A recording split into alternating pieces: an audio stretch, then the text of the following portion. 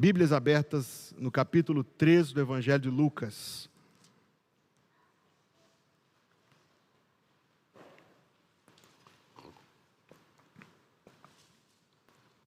Bíblias abertas no capítulo 3 do Evangelho de Lucas. Se puder, se coloque em pé e nós vamos ler um trecho a partir do versículo número 23. Evangelho de Lucas, capítulo 3, a partir do versículo 23. E este mesmo Jesus estava como que começando os 30 anos, sendo como se cuidava, filho de José, e José de Eli, e Eli de Matã, e Matã de Levi, e Levi de Melqui, e Melqui de Janai, e Janai de José, e José de Matatias, e Matatias de Amós, e Amós de Naum, e Naum de Esli, e Esli de Nagai, e Nagai de Maate, e Maate de Matatias, e Matatias de Semei, e Semei de José, e José de Jodá, e Jodá de Joanã, e Joanã de Rezá, e Rezá de Zorobabel, e Zorobabel de Salatiel, e Salatiel de Neri, e Neri de Melqui, e Melqui de Adi, e Adi de Cozã, e Cozã de Elmadã, e Elmadã de e de Josué, e Josué de Eliezer, e Eliezer de Jorim, e Jorim de Matã, e Matã de Levi, e Levi de Simeão, e Simeão de Judá, e Judá de José, e José de Jonã, e Jonã de Eliaquim, e Eliaquim de Meleá, e Meleá de Mená, e Mená de Matatá, e Matatá de Natã, e Natã de Davi, e Davi de Jessé, e Jessé de Obed, e Obed de Boaz, e Boaz de Salá, e Salá de Naasson, e Naasson de Aminadab, e Aminadab de Arão, e Arão de Esrom, e Esrom de Perez, e Perez de Judá, e Judá de Jacó, e Jacó de Isaque, e Isaque de Abraão, e Abraão de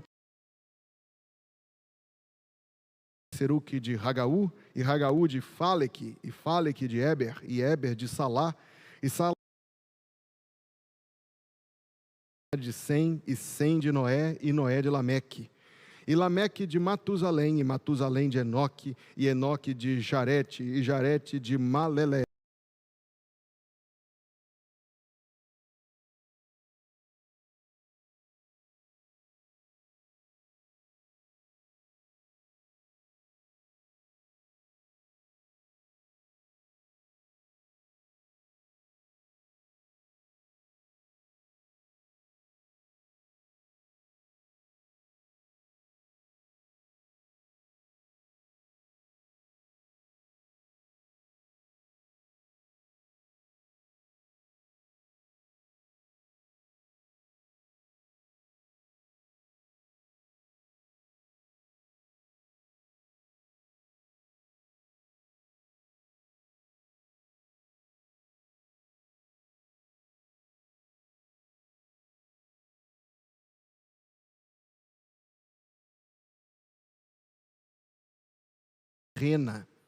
Olhamos no domingo passado para a genealogia na quarta-feira passada, para a genealogia de Mateus 1, verso 1 a 17, e hoje vamos olhar para a genealogia de Lucas 3, 23 a 38. Pastor Hugo, se é a mesma genealogia da mesma pessoa, por que elas não são idênticas?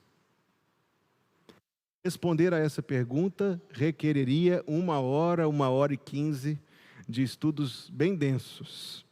Se você desejar uma leitura neste assunto, eu tenho um texto, está aqui no meu celular, fácil para quem me mandar uma mensagem no WhatsApp, só lamento que eu não tive tempo de traduzi-lo para o português, mas está em inglês para quem desejar. Simples assim, mais fácil do que em latim.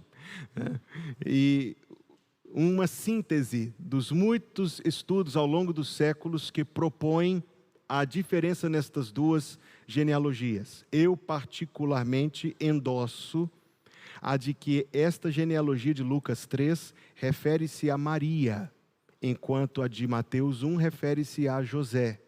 Obviamente há entroncamentos aqui, porque José e Maria, como era muito comum naquele tempo, eram aparentados. Isto não causava nenhuma estranheza a um judeu do século I. Muito provavelmente primos, no máximo primos de segundo grau, com uma grande diferença de idade entre eles, como veremos em alguma quarta-feira mais adiante. A genealogia de Mateus 1 propõe estabelecer, lembre-se disso, a linhagem monárquica.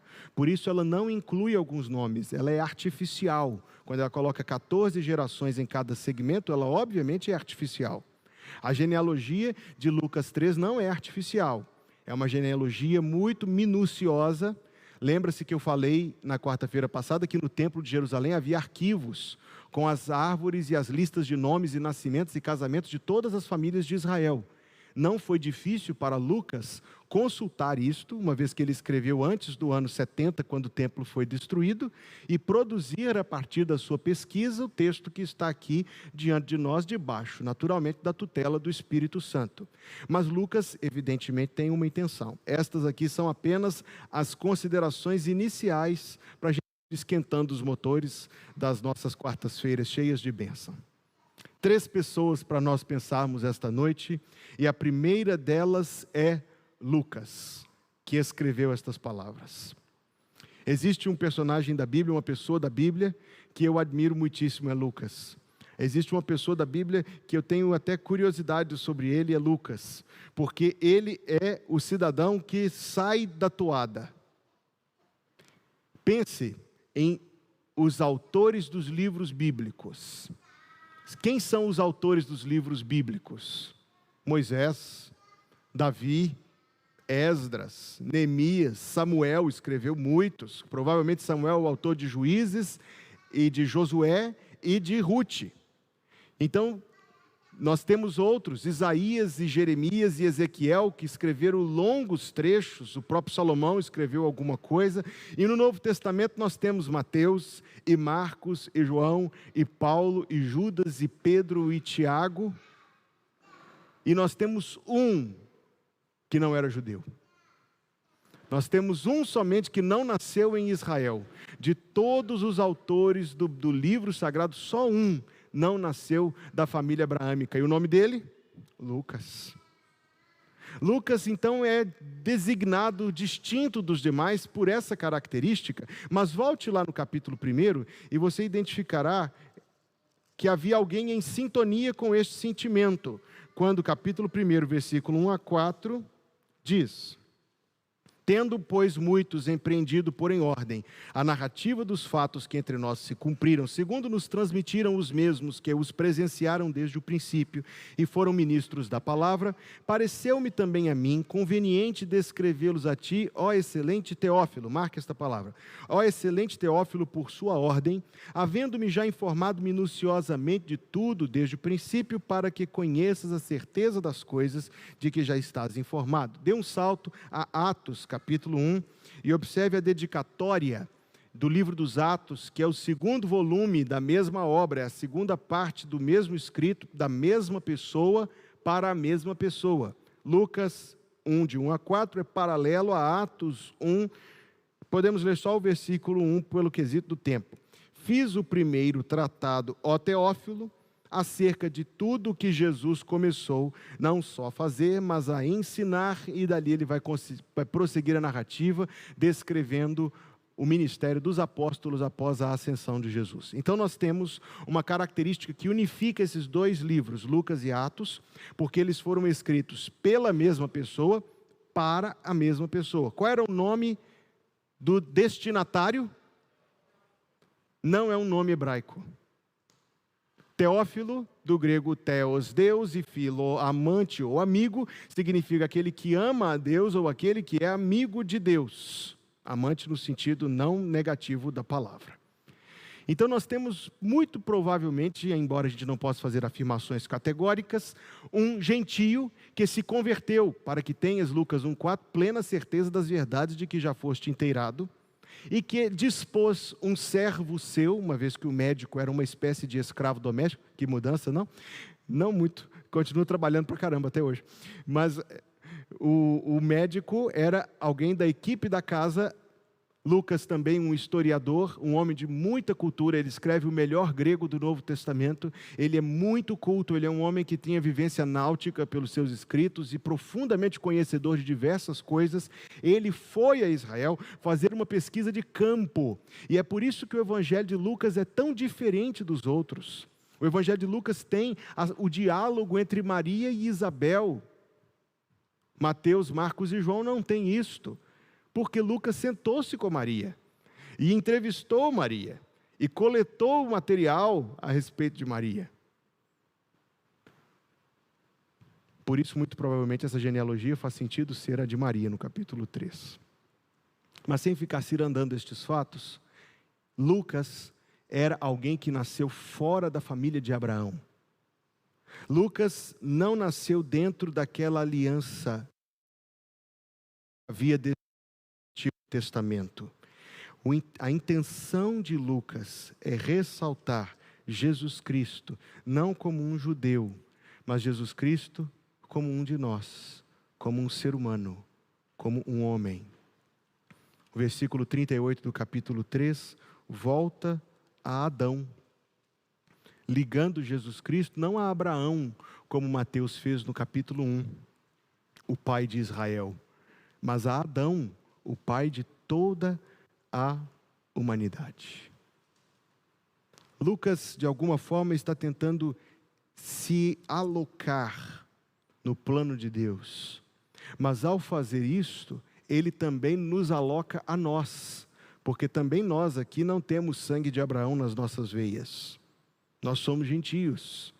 E quando Lucas se aloca no propósito de Deus, ele nos aloca, porque se o plano de Deus está aberto para um não abraâmico, então está aberto para nós, porque nós atendemos o requisito, nós não somos descendentes de Abraão.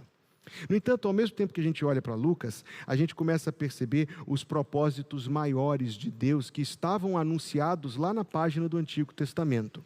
O salmo que nós lemos no começo deste culto, se você já tinha chegado, foi o Salmo 117, que diz: louvai ao Senhor todas as nações, louvai ao Senhor todas as nações, louvai-o todos os povos. Então você tem uma voz lá no Antigo Testamento que já convocava o louvor universal, isto é, o chamado para que aqueles oriundos de todas as nações também louvassem a Deus. E logo depois dos cânticos, nós lemos Isaías 2, de 1 a 4. Agora veja atentamente o que foi que nós lemos quando lemos este texto. Acontecerá, versículo 2, nos últimos dias, que se firmará o monte da casa do Senhor no cume dos montes, e se elevará por cima dos outeiros. Como termina o versículo 2? E concorrerão a ele todas as nações. E irão muitos povos e dirão: vinde, subamos ao monte do Senhor, à casa do Deus de Jacó.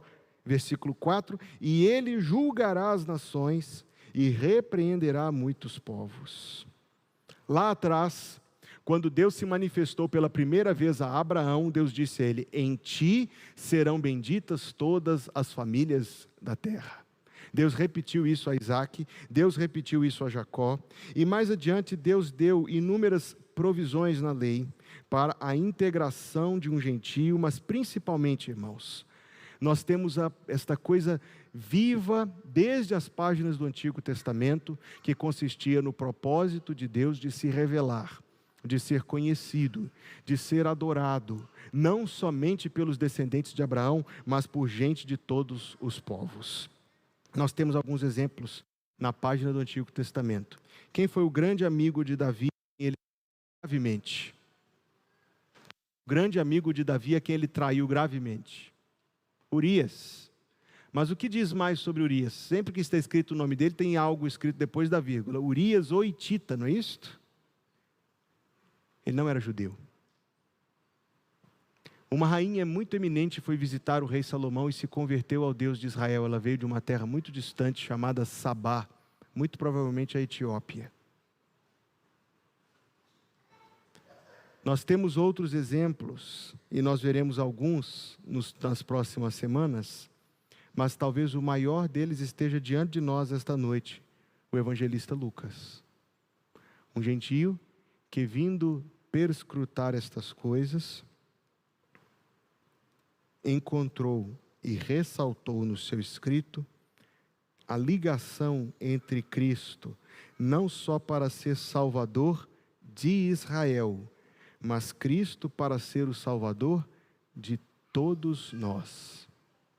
Eu pus alguma ênfase nisso quarta-feira passada, por isso eu não quero ser repetitivo.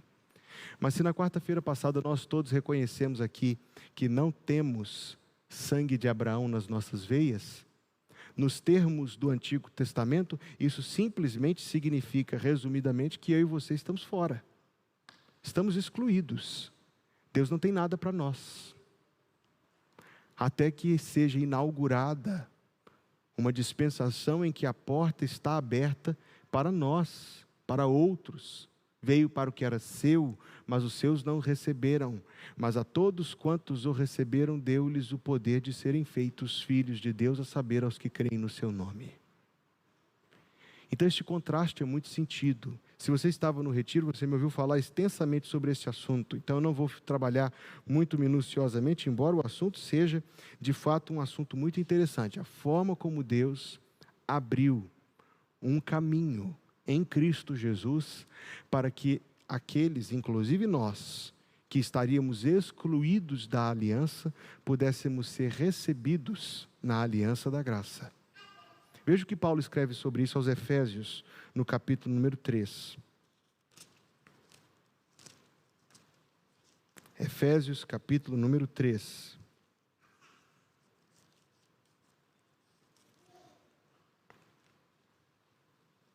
Corrija-me, capítulo 2, versículo 11. Portanto, lembrai-vos de que vós, noutro tempo, éreis gentios na carne, e chamados incircuncisão, pelos que na carne se chamam circuncisão feita pela mão dos homens. Que naquele tempo estáveis... Qual é a condição de um gentio? Observe, naquele tempo estáveis sem Cristo, separados da comunidade de Israel, obviamente. Mas observe, Paulo escolhe algumas palavras muito fortes para descrever o estado espiritual dos gentios. Naquele tempo estáveis sem Cristo, separados da comunidade de Israel, estranhos às alianças da promessa, não tendo esperança e sem Deus no mundo. Terrível o que ele está dizendo aqui. É absolutamente terrível. Sem esperança, sem Deus, estranho, separado. E então ele prossegue para dizer no versículo 13: mas agora em Cristo Jesus, vós que antes estáveis longe, já pelo sangue de Cristo chegastes perto. Lindo isto. Porque Ele é a nossa paz, o qual de ambos os povos fez um, e derrubando a parede de separação que estava no meio, na sua carne desfez a inimizade, isto é, a lei dos mandamentos que consistia de ordenança, para criar em si mesmo dos dois um novo homem, fazendo a paz. E pela cruz reconciliar ambos, judeu e gentio, com Deus em um corpo, matando com ela a inimizade. É lindo esse trecho, lindo, lindo, lindo. Ele começa terrível, dizendo que nós estávamos separados, incircuncisos, estranhos à aliança, separados da comunidade, sem esperança e sem Deus no mundo. Mas então vem o Senhor Jesus, e é nisso que nós estamos pensando, a sua vinda a este mundo, seu nascimento, a sua encarnação, sua vida perfeita, sua crucificação. Ele vem e separa, ele desfaz essa separação, ele desfaz essa separação e toma os dois povos e faz um novo povo para Deus, uma igreja que é composta por judeus e gentios. Lucas, quando escreveu esta genealogia, é claro que Lucas escreveria isto por ser um gentio e por já viver no tempo em que esta grande discussão estava sacudindo as bases da fé cristã no mundo, e Paulo estava lutando contra os legalistas. Então Lucas coloca algo muito ressaltado aqui. Da mesma maneira que quem leu, o judeu que leu Mateus 1 no século I sentiu o que Mateus escreveu, quem leu Lucas 1 sentiu o que Lucas escreveu. Porque Lucas está descrevendo uma realidade. Cristo, o Filho do homem, o Filho de Adão, que veio para ser o Salvador de toda a humanidade. Não sei se você já viu um símbolo antigo cristão, que algumas denominações ainda o conservam, que é a conjunção das letras IHS. É o símbolo da ordem dos jesuítas, por exemplo, dentre outros. É muito antigo este símbolo, muito antigo. IHS. É, obviamente, uma sigla da expressão que significa Jesus é o Salvador de toda a humanidade. Jesus é o Salvador de toda a humanidade. Claro que nós viemos muito depois, quando essa questão já está resolvida, e isso para nós é claro, fácil de entender. Mas no tempo do Novo Testamento ser escrito, essa foi uma questão muito difícil. E uma questão pela qual o apóstolo Paulo verdadeiramente viveu e empenhou sua vida em sanar essa ruptura e ser o instrumento de Deus para unir a sua igreja nesta compreensão. Eu disse que nós íamos pensar em 3 pessoas, a primeira delas é Lucas. A segunda pessoa, Lucas 3,38, é esse distinto homem, e o nome dele era Adão. Eu tive um professor no seminário, e de fato, no tempo que eu estudei no seminário, nós tivemos de lidar com uma ou outra dificuldade com relação a professores que tentavam nos seduzir com a teologia liberal. Mas Deus me deu graça, não caí nesse sapão. Eu tive um professor que sugeriu em aula que talvez Adão fosse uma figura mitológica. Talvez Adão fosse um recurso literário de Moisés, que veio muitos anos depois, necessitado de produzir uma literatura religiosa. Então ele escreve algo meio mítico, meio mitológico, meio metafórico, sobre um homem, até porque o nome dele, Adão, significa, você sabe? Homem. Então ele escolheu uma pessoa genérica, com um nome genérico, para representar alguém que talvez tenha de fato existido. E quando nós encontramos hoje muitos que tentam reconciliar o dia e a noite, isto é, a Bíblia e a teoria da evolução, eles tentam propor exatamente isto, que Adão é uma metáfora inspirada por Deus, mas uma metáfora. Eu quisera ver com vocês alguns versículos para nós pensarmos se Adão é uma metáfora ou se Adão é uma pessoa verdadeira. Primeiramente, a partir que você constrói uma genealogia e coloca este homem como filho de alguém, no caso de Deus, e pai de alguém, ele transpõe a linha da metáfora para o realismo. Mas há mais.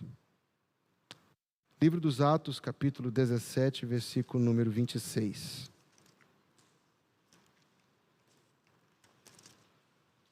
Eu dei um passo mais à frente porque está muito quente ali, aqui não está tão quente. Livro dos Atos, capítulo 17, versículo número 26. Que diz? Aliás, em vez de eu ler, eu vou perguntar, o que é que diz Atos 17, 26?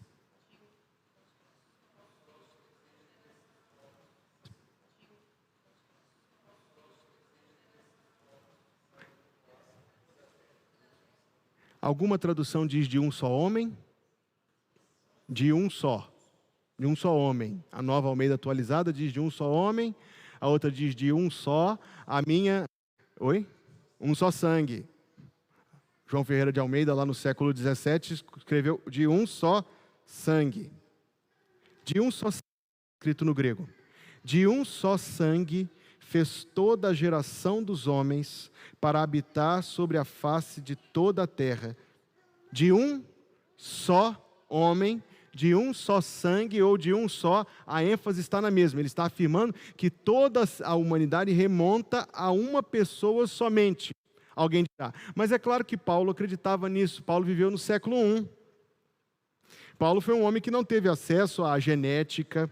Paulo foi um homem que não teve acesso à geologia. Paulo foi um homem que não teve acesso ao conhecimento ao qual o mundo teve. No tempo de Paulo, alguém afirma. Se Paulo vivesse hoje, Paulo não teria escrito isso.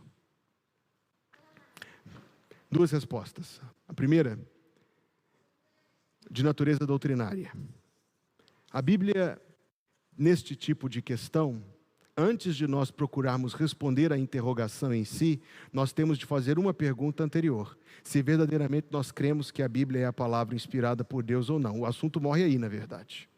Porque a partir da hora que nós dizemos sim, de fato eu creio que a Bíblia é a palavra de Deus, então resta-nos investigar o que a Bíblia diz e a questão está encerrada. Nós poderíamos terminar aqui e eu tenho certeza que isto nos basta. Mas eu lembro de ter lido, enquanto eu preparava esta reflexão, eu lembro de ter lido alguns anos atrás, em 2018, um estudo publicado por duas universidades muito importantes, a Universidade Rockefeller, que fica nos Estados Unidos, e a Universidade de Basileia, que fica na Suíça. Duas grandes e respeitadas universidades que têm um importante departamento de genética, na área da biologia. Um novo estudo revelou que todos os seres humanos são descendentes do mesmo homem e da mesma mulher. Eu já sabia, eles estão descobrindo agora. Nossos pai e mãe em comum uniram-se após um evento catastrófico que quase varreu toda a raça humana. Eu também já sabia. Chama dilúvio. Os pesquisadores, agora veja, os pesquisadores estudaram o DNA de 5 milhões de seres vivos, inclusive humanos e animais, para chegar às suas conclusões. Agora escute isso aqui. Eles também encontraram que 9 de cada 10 animais são descendentes do mesmo par original. Você escutou aqui? 9 de cada 10 animais são descendentes do mesmo par original. A pesquisa mostrou que os seres humanos têm muito pouca diversidade genética e variantes dentro da mesma espécie. Portanto, foi publicado numa revista internacional sobre a teoria da evolução, The Journal of Human Evolution, assinado por cientistas da Universidade Rockefeller e da Universidade de Basileia, na Suíça. Ele diz que nós todos temos um mesmo pai e uma mesma mãe que se uniram após um evento catastrófico que não somente a Adão e Eva, nós já estamos pensando 6 capítulos à frente no que aconteceu no dilúvio. Mas veja que diz mais, 9 de cada 10 animais descendem do mesmo par original. Interessante. Eles descobriram agora, nós já sabíamos há mais tempo. Mas não é somente esta a resposta. Esta resposta, se essa pesquisa não tivesse descoberto isso, ou se a pesquisa levantasse provas em contrário a isso, nós continuaríamos afirmando a mesma coisa.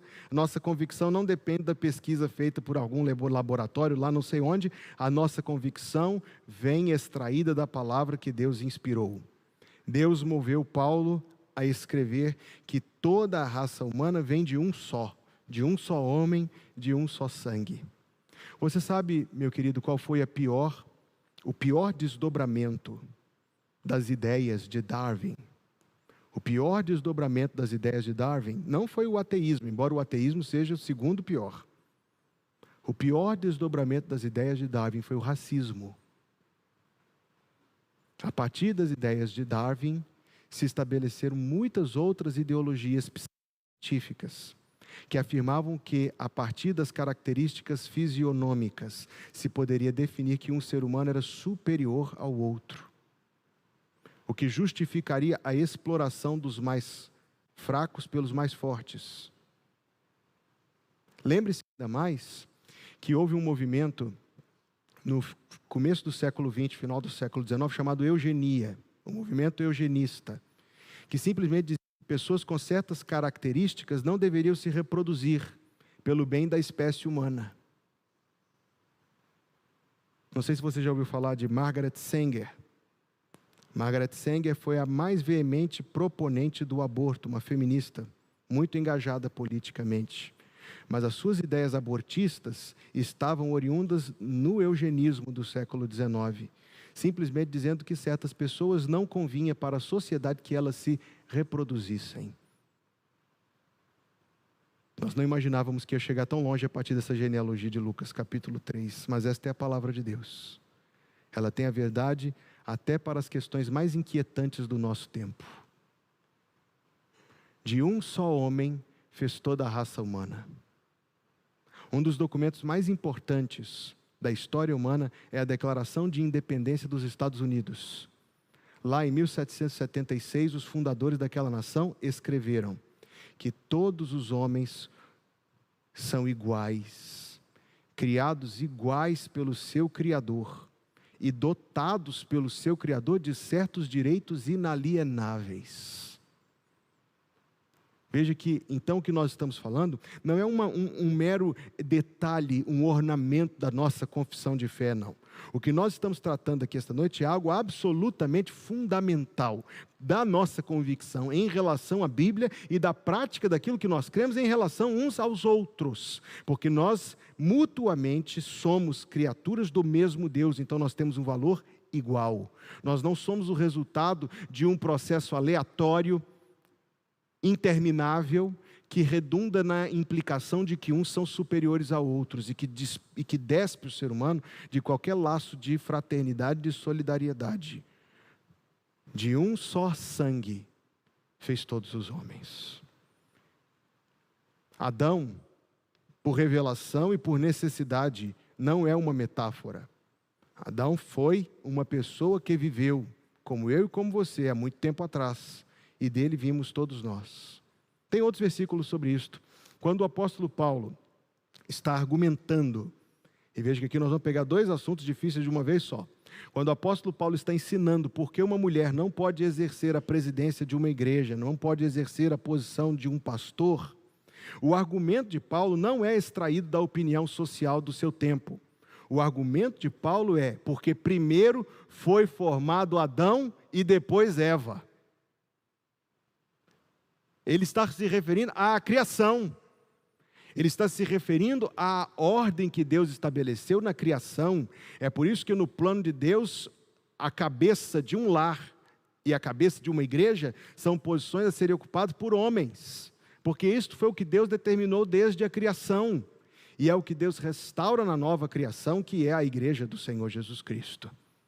Quando Paulo vai argumentar sobre isso, ele não diz, como alguns dizem, que ele escreveu isso por causa da cultura daquele tempo. Ele não diz que é porque era feio, porque era estranho, porque ia causar desconforto, absolutamente. O seu argumento, um dos argumentos daquele texto é porque primeiro foi formado Adão, depois Eva.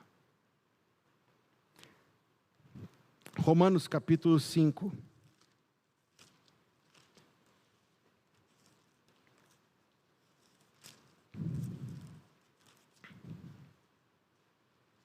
Versículo número 12.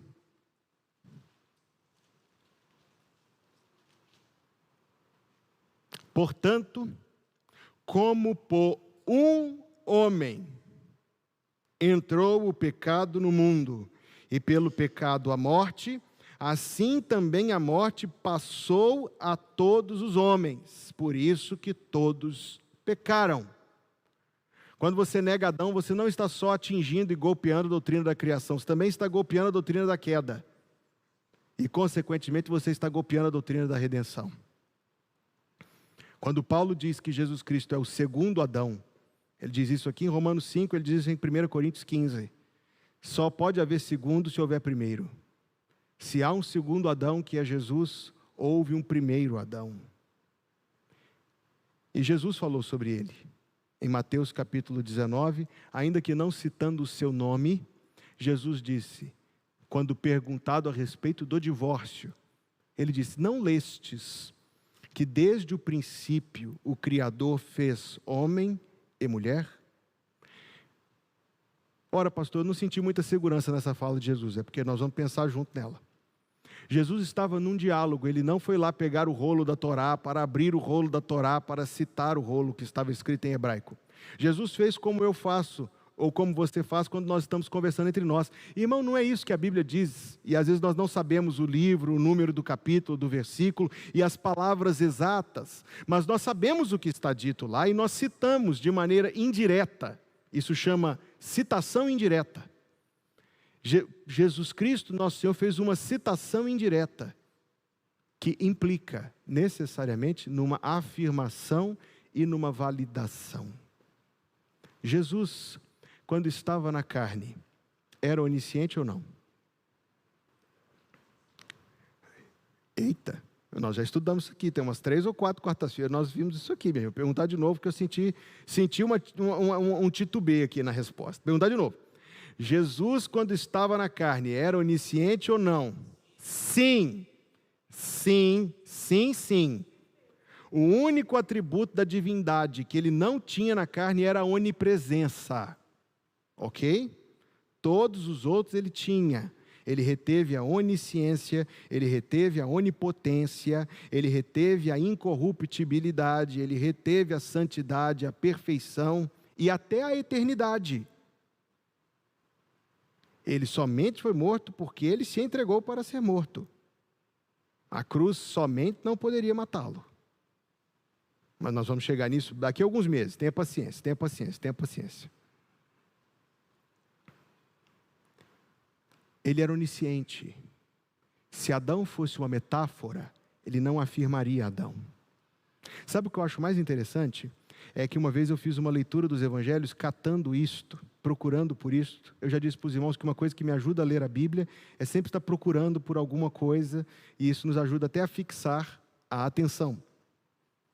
E se você procurar, todas as grandes questões que as pessoas de hoje dizem que são lendas, mitos ou metáforas da Bíblia, Jesus afirmou. Jesus falou de Noé. Jesus falou assim: assim como foi nos dias de Noé, será a vinda do Filho do Homem. Eu não posso dizer que Noé é uma lenda, porque a volta de Jesus não é uma lenda. Quando começaram a dizer que Sodoma e Gomorra era uma metáfora, uma lenda, Jesus falou: lembrai-vos da mulher de Ló. Quando dizem que a história do profeta Jonas é artificial e fictícia, Jesus falou, porque ele diz que a morte e a ressurreição dele seria o sinal de Jonas. Ele diz: nenhum sinal será dado a esta geração, senão o sinal de Jonas. Um livro que é muito atacado pelos inimigos da Bíblia é o livro de Daniel. Porque Daniel contém algumas profecias tão impressionantes que é mais fácil você dizer que o livro foi escrito depois, fingido ter sido escrito antes, ou você precisa aceitar que o livro foi inspirado por Deus e que Daniel soube de coisas objetivas específicas antes delas acontecerem, que é uma profecia. Mas Jesus chamou Daniel de profeta, está lá em Mateus capítulo 24, no sermão, quando ele descreveu a destruição de Jerusalém, ele falou especificamente, ele citou, escrito, o abominável da desolação, descrito pelo profeta Daniel. Parece que Jesus sabia, Jesus sabia, todos os ataques que a sua palavra iria sofrer ao longo dos séculos, e procurou a oportunidade para reafirmar a literalidade e a veracidade da Bíblia Sagrada. Nós não tratamos a Bíblia como um livro de metáforas. Eu creio na Bíblia como um livro literal. Se você crê também, diga amém. Terceira pessoa. A primeira pessoa é Lucas, que nos fala sobre a inclusão dos gentios no plano de salvação. A segunda pessoa é Adão, e Adão nos falou muito hoje, mas principalmente Adão vem nos falar de que Deus é confiável naquilo que Ele promete. Porque a primeira pessoa que recebeu uma promessa de um Salvador que viria, Gênesis 3,15, foram Adão e Eva. Especificamente foi Eva. Ele disse: o teu descendente...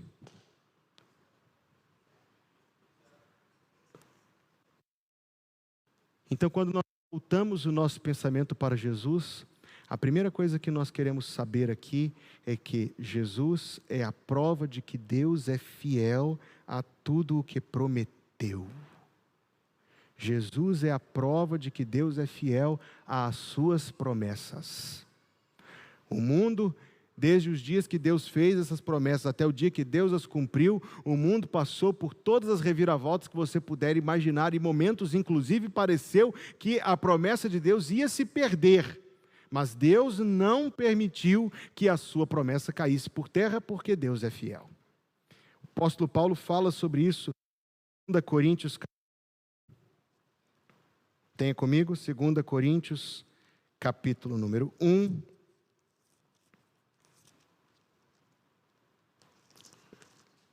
Versículo número 20.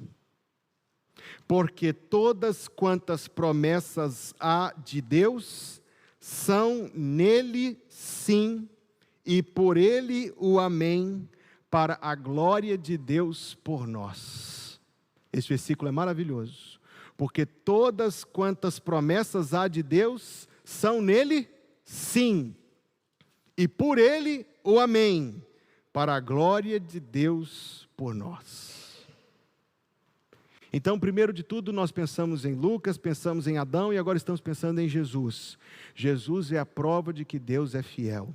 Há promessas de Deus para a nossa vida presente, promessas de que Ele não nos desamparará, promessas de que Ele nos guardará, promessas de que Ele proverá as nossas necessidades básicas, promessas maravilhosas que confortam o nosso coração. Jesus é o sim de Deus para todas estas promessas. Jesus é aquele que se identifica conosco. Hebreus capítulo 2.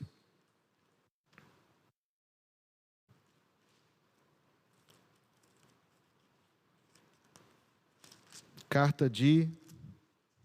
Eu tenho uma impressão de quem escreveu, mas não posso afirmar.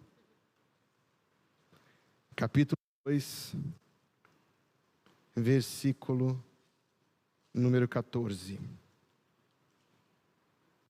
E visto como os filhos participam da carne e do sangue, também ele participou das mesmas coisas, para que pela morte aniquilasse o que tinha o império da morte, a saber, o diabo.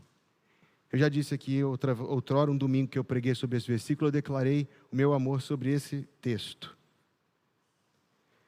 Visto como os filhos participam da carne e do sangue. Quem é feito de carne e sangue? Todos nós aqui. Também ele participou das mesmas coisas, isto é, ele foi feito um homem de carne e sangue, para que pela morte, isto é, a morte da sua carne e o derramamento do seu sangue, aniquilasse o que tinha. Alguma tradução diz tem. Não posso entrar nesse detalhe agora, prefiro a minha que diz tinha. O que tinha o império da morte, a saber, o diabo. Eu gosto muito da tradução que diz tinha o império da morte, porque ela nos afirma categoricamente que o diabo não tem mais o império da morte. Ele foi aniquilado por Jesus e não tem mais o império da morte. E por consequência, diz o versículo 15, e livrasse todos os que com medo da morte estavam por toda a vida sujeitos à servidão. Veja mais o que diz o versículo 17. Por isso convinha que em tudo, inclusive na carne e no sangue, fosse semelhante aos irmãos, para ser misericordioso e fiel sumo sacerdote naquilo que é de Deus, para expiar os pecados do povo, porque naquilo que ele mesmo, sendo tentado, padeceu, pode socorrer aos que são tentados. Pensamos em Lucas, pensamos em Adão, pensamos em Jesus. Jesus é o sim de Deus para as suas promessas. Jesus é a provisão dessa libertação para nós. E quando Ele é o filho de Adão, então essa libertação está oferecida para toda a humanidade, judeus e gentios, eu e você. Livrasse todos os que com medo da morte estavam por toda a vida sujeitos à servidão. Jesus, por fim, é aquele lá no céu que nos entende. Jesus é aquele que nos entende, porque naquilo que Ele mesmo padeceu, pode socorrer os que são tentados. Faça a lista dos sofrimentos de Jesus: pobreza, fome, traição, calúnia, abandono, luto, enfermidade, injustiça, fome, sede. Na cruz ele diz: tenho sede. Nudez, humilhação, agressão, moral, física, espiritual.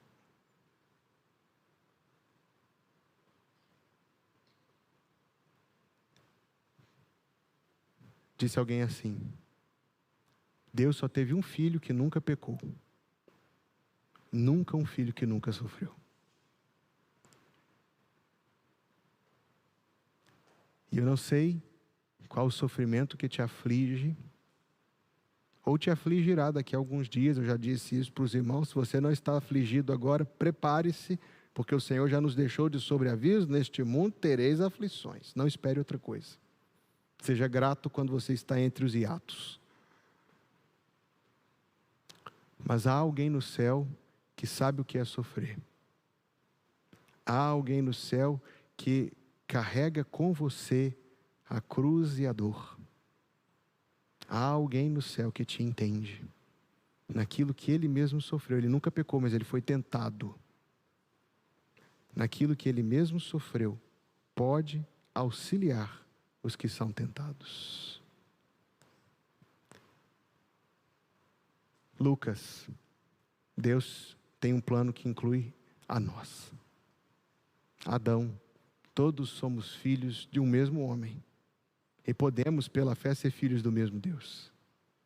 Jesus, o sim de Deus às suas promessas, aquele que veio ao mundo nos libertar, e aquele que ainda hoje entende o que é sofrer.